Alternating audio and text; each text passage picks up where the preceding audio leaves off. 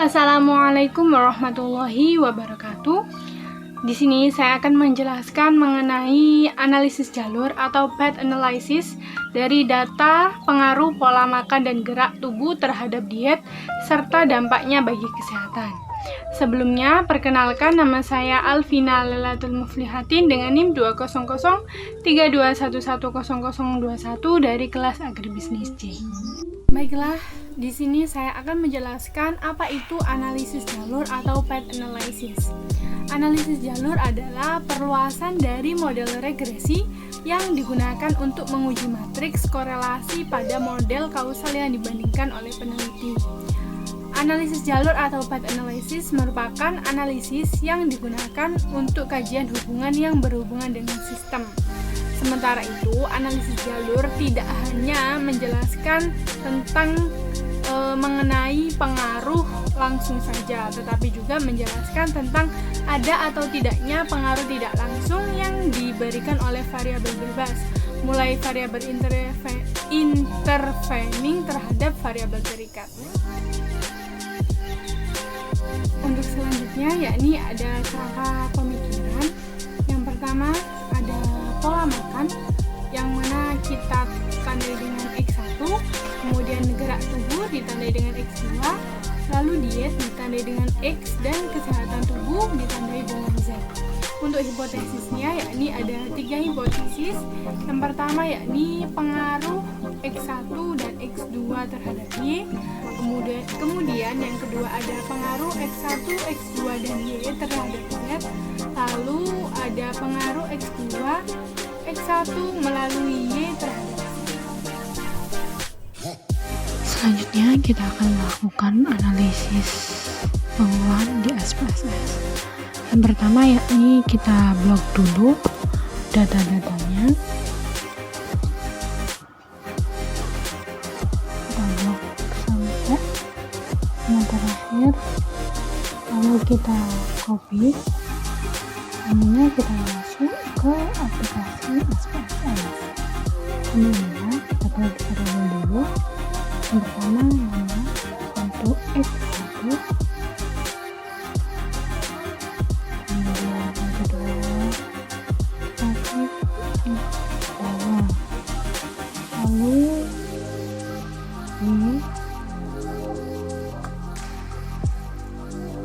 Y kemudian Z. Untuk X1 labelnya kita sesuaikan dengan ada di sini, yakni X1 pola makan, 1 pola makan,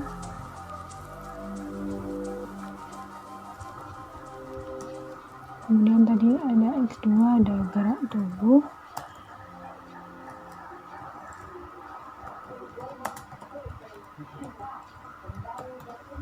kemudian yang ketiga tadi ada diet, yang Y maksud saya, lalu yang Z itu ada kesehatan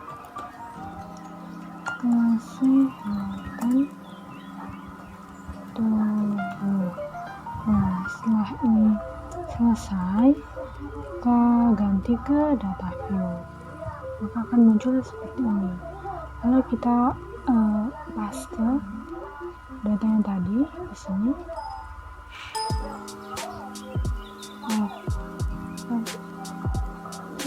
Kita paste datanya ada di sini, kita paste lagi, paste,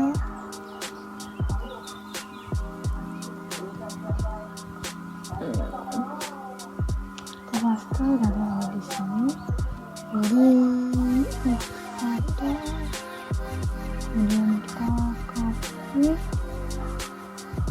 dan kita paste. Nah, akan muncul seperti ini. Lalu kita akan klik analyze, kemudian regression, lalu linear. Kemudian ini akan jadi pola yang pertama yang independen, yakni ada variabel Y. Kemudian yang independen ada variabel X, yakni X1 dan X2 pola makan dan gerak tubuh. Lalu klik OK, maka akan muncul hasil data seperti gambar di samping. Selanjutnya, untuk kedua, kita kembali ke SPSS. Caranya sama, klik analyze, kemudian regression, linear. Nah, untuk yang ini sebenarnya diganti sekarang tubuh. Nah, lihat masuk ke variabel independen, lalu klik OK. Nah, muncul hasil seperti ini. Setelah melakukan uji SPSS, selanjutnya kita akan melakukan analisis. Mengacu pada output regresi model 1, diketahui bahwa bagian tabel koefisien ya dapat kita ketahui bahwa signifikan dari kedua variabel yakni x1 dan x2 sama dengan 0,000, yang mana hal itu lebih kecil dari 0,5.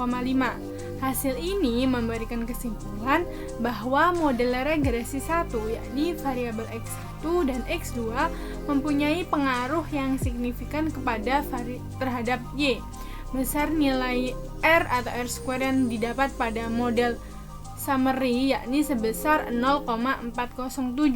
Hal ini menunjukkan bahwa kontribusi atau sumbangan pengaruh variabel x1 dan x2 terhadap y yakni sebesar 40,7%, sementara sisanya yakni 59,3% merupakan kontribusi dari variabel-variabel lain yang tidak dimasukkan di dalam penelitian.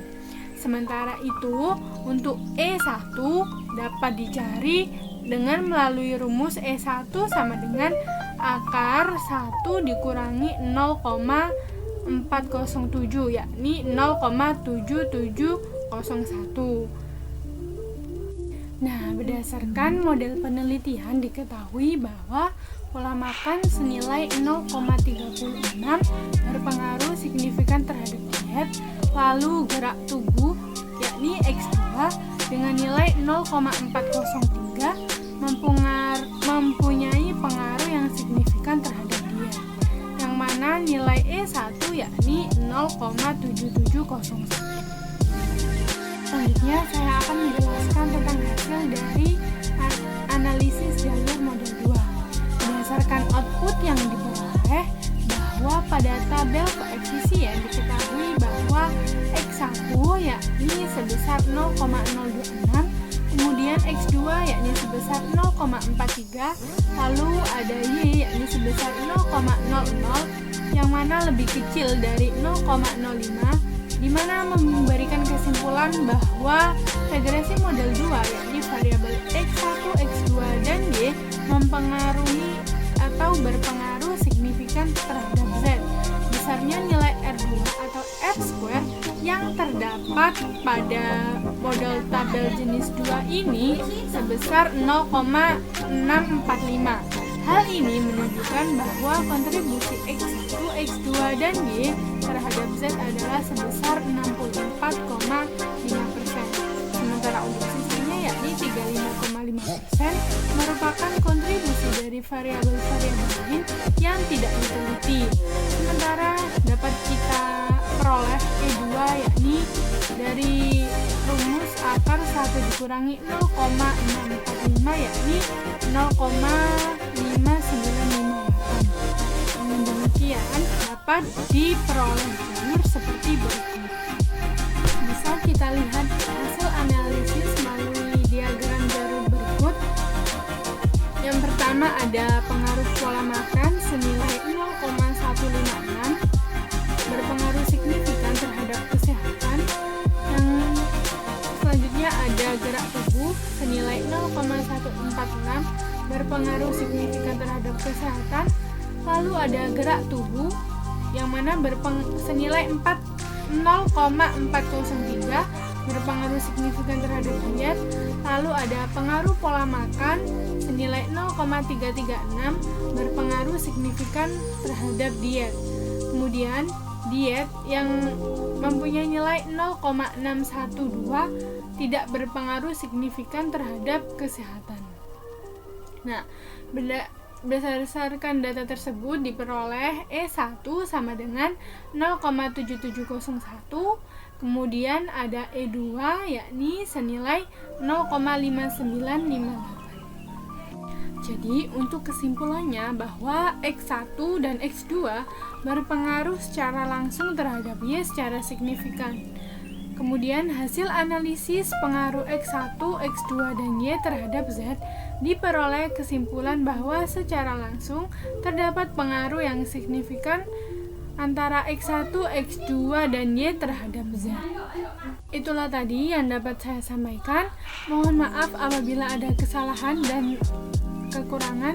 Saya mohon maaf yang sebesar-besarnya. Wabillahi taufiq wal hidayah. Wassalamualaikum warahmatullahi wabarakatuh.